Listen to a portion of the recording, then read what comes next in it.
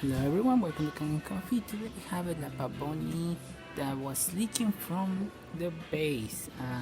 It was just the gasket that needed to be replaced, and after replacing that, they were leaving the machine for a couple of hours already turned on.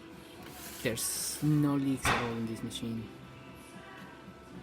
and we usually run a shot of espresso with the machine, but we don't have the portafilter, so just gonna test the steam out.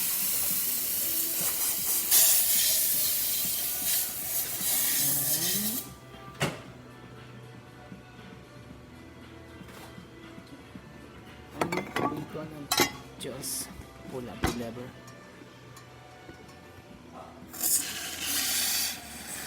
To double check that it's working. And that's pretty much it. We all did just replace that basket on this machine. So thank you so much for watching, and please subscribe to the channel for more content like this every day.